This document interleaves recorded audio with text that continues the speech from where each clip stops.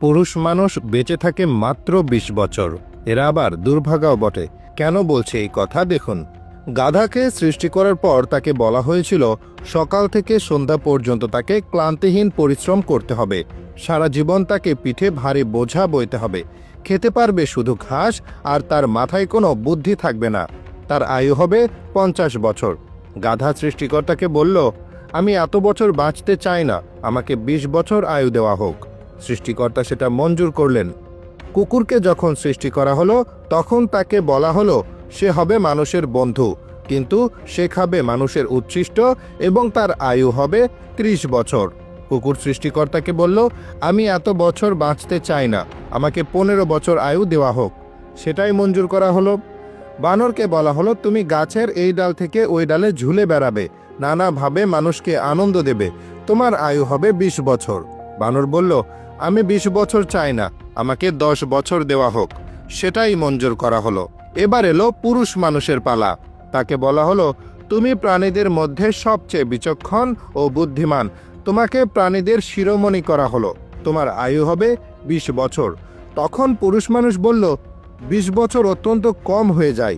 ওই গাধা যে ৩০ বছর আয়ু চায়নি সেটা আমাকে দেওয়া হোক। যে কুকুর ১৫ বছর ফিরিয়ে দিয়েছিল সেটাও আমাকে দেওয়া হোক। আর যে বানর ১০ বছর নেয়নি সেটাও আমাকে দেওয়া হোক। ২০ বছর অনেক কম, আমি দীর্ঘদিন বাঁচতে চাই। সৃষ্টিকর্তা সেটাও মঞ্জুর করলেন। সেই থেকে ছেলেরা পুরুষ মানুষ হিসেবে বাঁচে ২০ বছর। এরপর ৩০ বছর সংসারের বোঝা পিঠে বয়ে বেড়ায় গাধার মতো। তারপরের ১৫ বছর তার ছেলেমেয়েরা যা দেয় সেগুলো ঠিক কুকুরের মতো উচ্ছিষ্ট খেয়ে বাঁচে। পরে সে বৃদ্ধ বয়সে ঠিক বানরের মতো এই ছেলের বাড়ি থেকে ওই ছেলের বাড়িতে ঝুলে বেড়ায়, আর নানাভাবে তার নাতি নাতনিদের আনন্দ দেওয়ার চেষ্টা করে।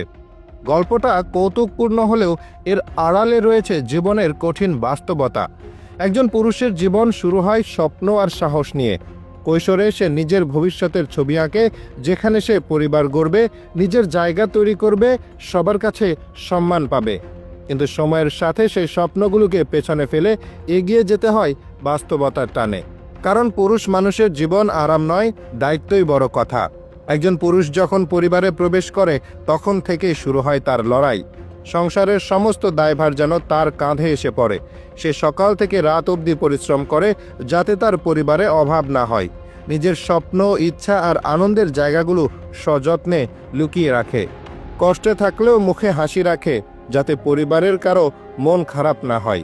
সে নিজেকে ভাঙে, গড়ে তোলে অন্যদের। পুরুষের এই আত্মত্যাগ অনেক সময় আমাদের চোখে পড়ে না। আমরা বুঝতে পারি না এক কাপ চা হাতে নিয়ে টেলিভিশনের সামনে বসা যে মানুষটা আছে তার ভেতরটা হয়তো ক্লান্ত, চেপে রাখা, হতাশায় ভরা। কিন্তু তবুও সে হাসে, কারণ সে জানে সে ভেঙে পড়লে গোটা পরিবার ভেঙে যাবে। এই অদৃশ্য দায়িত্ববোধই একজন পুরুষকে সত্যিকারের বীর করে তোলে। প্রতিটা পুরুষের জীবনে এমন এক সময় আসে যখন তার বলার মতো কিছু থাকে না, শোনার মতো কেউ থাকে না। সে তখন কুকুরের মতোই নীরবে যেটুকু পাওয়া যায় সেটুকু নিয়েই টিকে থাকে। জীবনের শেষ পর্যায়ে ক্লান্ত বয়সে সে পরিবারের আনন্দের উৎস হয়ে ওঠার চেষ্টা করে, যদিও নিজে হয়তো ডুবে থাকে একাকিত্বের মাঝে।